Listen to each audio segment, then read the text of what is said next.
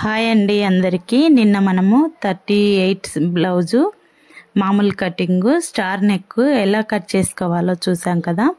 ఈరోజు మనం ఎలా స్టిచ్ చేసుకోవాలో చూద్దాము। దానికంటే ముందు నేనైతే లైనింగ్ ని జాయింట్ చేసుకుంటున్నాను గమ్తో। మనము మిషన్ తో జాయింట్ చేసుకోవాలనుకుంటే ఈ మెత్తని క్లాత్ డైలీ యూజ్ చీరలు అట్లాంటివి చాలా కష్టం అవుతుంది। ఒకవైపు జాయింట్ చేస్తే ఇంకొక వైపు లూజ్ రావడము ముడతలు రావడం అట్లా వస్తాయి। మనము ఎంత నీట్ గా జాయింట్ చేస్తున్నా కూడా మనకు అదైతే కంపల్సరీగా లూజ్ వస్తుంది। ఇలా గమ్ తోటి జాయింట్ చేసుకోవడం వల్ల చాలా పర్ఫెక్ట్ గా వస్తుంది। ఎంత జారిపోయే క్లాత్ అయినా కూడా నీట్ గా వస్తుంది। ఒకసారి ఇలా ట్రై చేయండి। నెక్ చుట్టూ అలా డాట్స్ పెట్టుకొని మొత్తం గమ్ తో జాయిన్ చేసుకోవాలి। బిగినర్స్ కైనా కూడా ఎంత జారిపోయే క్లాత్ అయినా కూడా ఇది చాలా పర్ఫెక్ట్ గా వస్తుంది। ఎక్కడ ముడతలు కానీ లూజ్ ఏం ఉండదు। మనం జస్ట్ ఒక 5 నిమిషాలలో మనము గమ్ తో జాయిన్ చేసుకోవచ్చు। కుట్టేటప్పుడు కూడా హాఫ్ అన్ అవర్ లో మనము లైనింగ్ బ్లౌజ్ ను స్టిచ్ చేసేయచ్చు।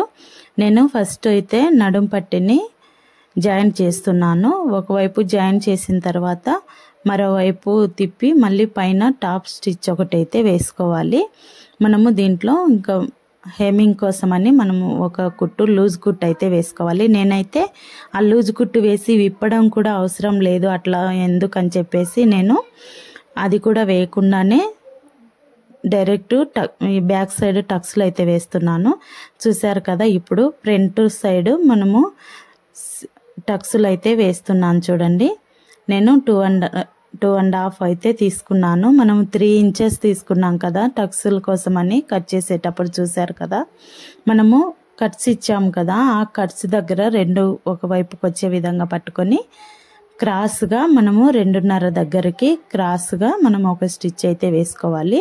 గట్టిగా ఉండడం కోసం మనము డబుల్ స్టిచ్ అయినా వేసుకోవచ్చు చూడండి। అలాగే మనము ఉక్సు కాజా పట్టి వైపును కూడా కట్స్ ఇచ్చుకున్నాం కదా అక్కడ కూడా మనము మెయిన్ డాట్ 2.5 తీసుకున్నాం కదా ఉక్సు కాజా పట్టి వైపును కూడా 2.5 ఇంచ్ తీసుకొని ఆ రెండిటి మధ్యలో పట్టుకున్నప్పుడు ఒక గీతలా వస్తుంది।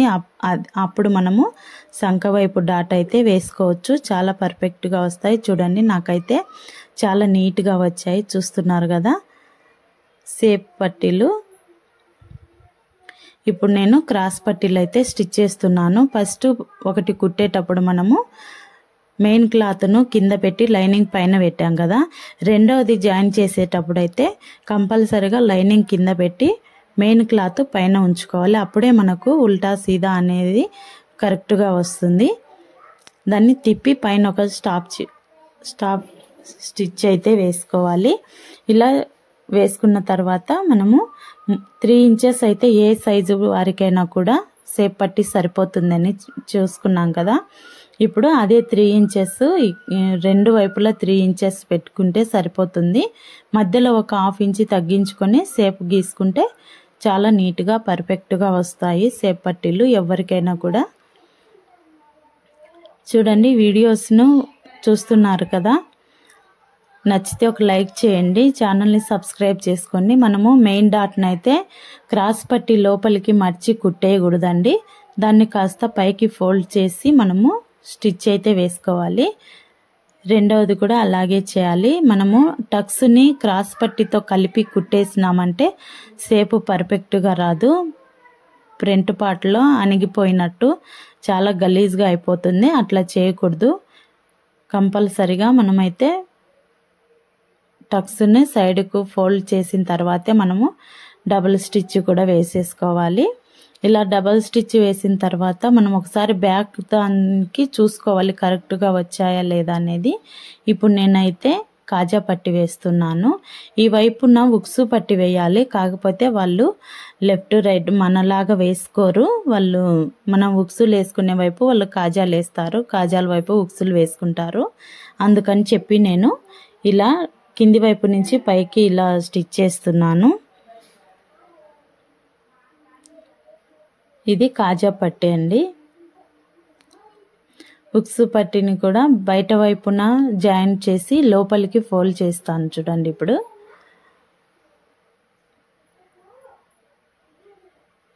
వీడియోస్ స్కిప్ చేయకుండా చూడండి. స్కిప్ చేస్తూ మీరు చూస్తే ఏమి అర్థం కాదు.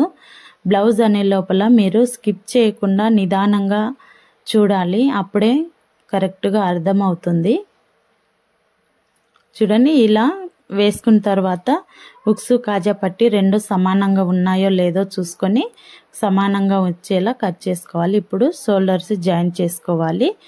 ఇంకొక వీడియోలో షోల్డర్స్ జారకుండా, ఫ్రంట్ పార్ట్ లూజ్ రాకుండా ఏ విధంగా స్టిచ్ చేసుకోవాలనేది నేను ఇంకొక వీడియోలో క్లియర్గా ఎక్స్ప్లెయిన్ చేస్తాను. ఇప్పుడు ఈ వీడియో అయితే స్కిప్ చేయకుండా చూడండి.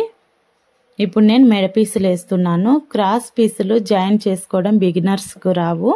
అట్లాంటప్పుడు నేను వేస్తున్న విధంగా మీరు వేసి చూడండి, చాలా నీట్గా క్రాస్ పీసులు జాయిన్ చేసుకోవచ్చు. ఫస్ట్ అయితే ఉక్సు పట్టి దగ్గర నుంచి మెడ పీసుని అటాక్ చేసుకోవాలి. 1/2 ఇంచి గ్యాప్తో మనము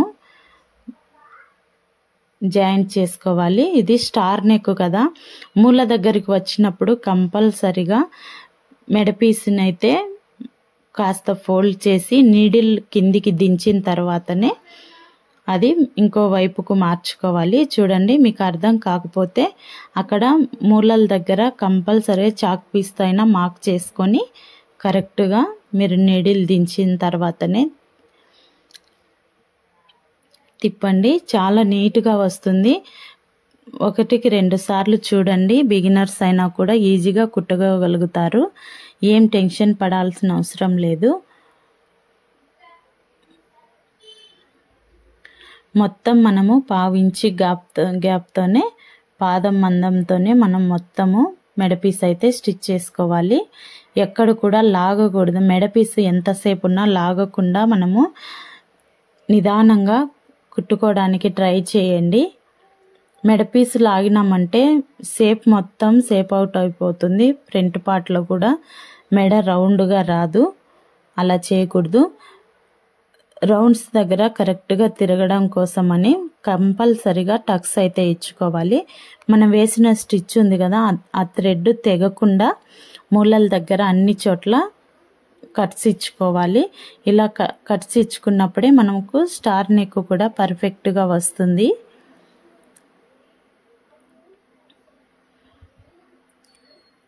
ఇప్పుడు మనము ఓవైపు జాయిన్ చేసాం కదా, లైనింగ్ని బోర్లకు తిప్పి దాన్ని పైన అయితే ఒక స్టిచ్ అయితే వేసుకోవాలి.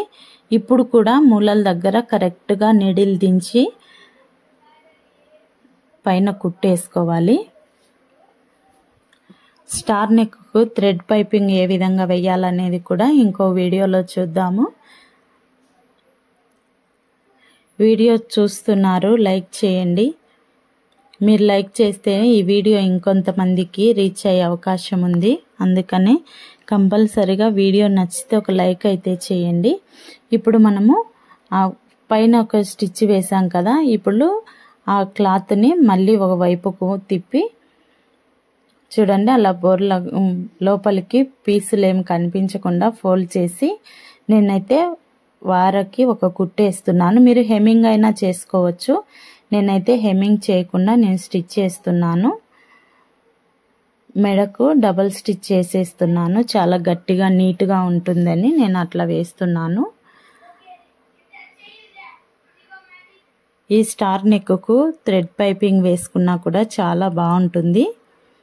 ఎందుకంటే వీళ్ళు నన్ను ఇలా స్టిచ్ వేస్తే గట్టిగా ఉంటుంది పోకుండా అన్నారు కాబట్టి నేను ఇలా వేస్తున్నాను. చూడండి, చివరికి వచ్చే లోపల దాన్ని లోపలికి మర్చి ఒక స్టిచ్ అయితే వేసుకోవాలి. చూస్తున్నారు కదా, చాలా పర్ఫెక్ట్గా వచ్చింది. ఇప్పుడు మరోవైపున నేను చూపిస్తున్నాను కదా, ఆ చివరికంతా ఒక కుట్టు వేసేసుకోవాలి. ఇలా డబల్ స్టిచ్ వేసేటప్పుడు మీకు మెడపీస్ ఎంత సన్నగా వేసుకుంటే అంత నీట్గా ఉంటుంది. చాలా వెడల్పుగా వేసుకుంటే అంత లుక్ ఉండదండి. సన్నగా వేసుకుంటేనే చాలా బాగుంటుంది. బ్లౌజ్ చినిగిపోయే వరకు కూడా ఈ కుట్టు అయితే పోదు. అదే హెమ్మింగ్ అయితే చాలా త్వరగా అంతా ఊడిపోతుంది, చాలా గలీజ్గా అనిపిస్తుంది. ఇది చాలా ఈజీ ప్రాసెస్ కూడా. చూడండి, ఒకసారి ట్రై చేయండి. మీకు ఎలా వచ్చిందో కూడా కమెంట్ సెక్షన్లో కమెంట్ చేయండి. ఇంకా మీకు ఎలాంటి వీడియోస్ కావాలో కూడా కామెంట్లో చెప్పండి. ఇప్పుడైతే హ్యాండ్స్ని జాయింట్ చేస్తున్నాను. మనం లోతును ఎటువైపు వేస్తున్నామో చూసుకోండి. ఖచ్చితంగా ఒక హ్యాండ్ లోతు మన వైపు ఉంటే ఒక హ్యాండ్ లోతు అటువైపుకు ఉండే విధంగా చూసుకొని మీరు చూడండి. కంపల్సరిగా లోతులు రెండు ఎదురెదురుగా వచ్చే విధంగా మీరు స్టిచ్ చేసుకోవాలి. బిగినర్స్కి అర్థం కాకపోతే హ్యాండ్ జాయింట్ చేసేటప్పుడైనా కూడా లోతు తీసుకోవచ్చు. ఇప్పుడు లైనింగ్ను మరోవైపు త్రిప్పి పైన ఒక స్టాప్ స్టిచ్ అయితే వేసేసుకోవాలి.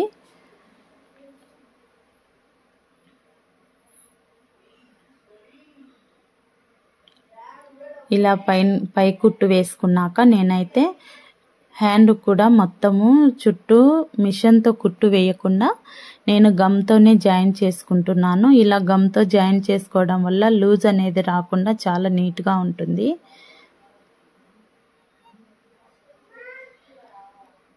సర్దుకునే పని ఉండదు.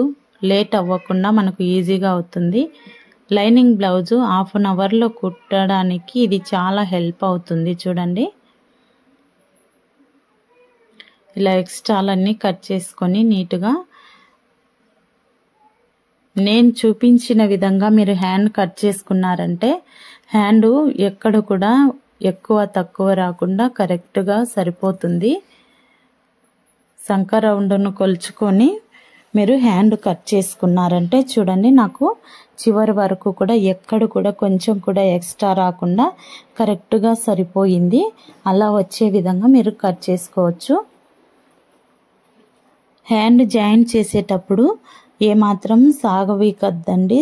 అది ఇగ్గినట్లయితే మొత్తం చెడిపోతుంది. హ్యాండ్ జాయింట్ సంక దగ్గర అంతా ముడతలు వస్తాయి. అట్లా చేయకూడదు. ఎంతసేపు ఉన్నా మీరు క్లాత్ దానంతట అదే ముందుకు పోయే విధంగా చూసుకోవాలి. మీరు లాగి పట్టి వేయొద్దండి. ఇక్కడ సంక డాట్ ఉంది కదా, ఆ డాట్ని మిషన్ వైపుకు మడిచి స్టిచ్ వేయడానికి ట్రై చేయండి. చూడండి, నాకు కరెక్ట్గా వచ్చింది. ఎక్కడ కూడా ఎక్కువ తక్కువ రాకుండా నీట్గా వచ్చేసింది. నేను మరొకటి కూడా అలాగే వేశాను. ఇప్పుడు సైడ్ జాయింట్ అయితే నేనైతే ఫస్ట్ మనము 2 ఇంచులు ఖర్చు కోసం వదులుకున్నాం కదా, అదే 2 ఇంచులను ఇక్కడ మార్క్ చేసుకొని ఫస్ట్ అక్కడైతే జాయింట్ చేసుకుని తర్వాత మనము కింది భాగంలో నుంచి నేనైతే కుట్టేస్తాను. చూడండి, ఇక్కడ కూడా 2 ఇంచెస్ వదులుకున్నాం కదా, అక్కడి వరకు నేను సంక దగ్గర కూడా ఒక కట్ పెట్టుకున్నాను కదా, అక్కడికి వచ్చే విధంగా చూసుకోండి. చూడండి, నాకైతే చాలా నీట్గా పర్ఫెక్ట్గా చాలా స్ట్రైట్గా వచ్చాయి కుట్లు. మీరు కూడా ఇలా ఫాలో అవ్వండి. సైడ్ జాయింట్లు చాలా నీట్గా వస్తాయి. సైడ్ కుట్లు కూడా చక్కగా ఎలా వేసుకుంటే వస్తాయి అనేది ఒక వీడియోలో అప్లోడ్ చేస్తాను. వీడియోస్ రెగ్యులర్గా చూస్తూ ఉండండి. చూడండి, నాకు సైడ్ జాయిన్ చేసినప్పుడు ప్లస్ ఆకారం వచ్చినప్పుడే బ్లౌజ్ పర్ఫెక్ట్గా వచ్చింది అనే అర్థము. చూడండి, ఇలా బ్లౌజ్ మొత్తం అయిపోయిన తర్వాత నడుము లూజ్ అందు కరెక్ట్గా ఉందా లేదా అనేది ఒకసారి చెక్ చేసుకోవాలి. నాకైతే కొంచెం ఒక 1/2 ఇంచు ఎక్స్ట్రా వచ్చింది. వాళ్ళు కొంచెం ఎక్స్ట్రా ఉన్నా పర్లేదన్నారు. నేను ఇంకా దాన్ని ఏం సరి చేయను. చూడండి, తర్వాత ఉక్సు పట్టి నుంచి సంక వరకు కొలుచుకోవాలి. సంక దగ్గర నుంచి మరో సంక వరకు చూసుకోవాలి. చెస్ట్ కరెక్ట్గా వచ్చిందా రాలేదా అనేది చూసుకొని తర్వాత మనం ఎక్స్ట్రా స్టిచెస్ మొత్తం వేసేసుకోవాలి. ఇంకా నేనైతే 4 కుట్లు అయితే వేస్తాను ఎక్స్ట్రా. మీరు కూడా అలాగే వేసుకోండి. చాలా నీట్గా వచ్చింది బ్లౌజ్ అయితే. చూస్తున్నారు కదా, వీడియోస్ రెగ్యులర్గా చూస్తూ ఉండండి, మీకు అర్థమవుతుంది ఏ రోజు ఎలా చేస్తున్నారనేది. ఇంకా నేను ముందు వీడియోలలో మంచి మంచి టిప్స్ చెప్పడానికి ట్రై చేస్తాను. బ్లౌజు ఏ విధంగా కట్ చేసుకోవాలి, ఎలా స్టిచ్ చేసుకోవాలి అనేది మీకు వివరంగా చెప్తాను. వీడియోస్ కంటిన్యూస్గా చూస్తూ ఉండండి. చూసారు కదా, ఫైనల్ లుక్ అయితే ఇలా వచ్చింది. చాలా అంటే చాలా బాగా వచ్చింది. నచ్చితే ఒక లైక్ చేయండి.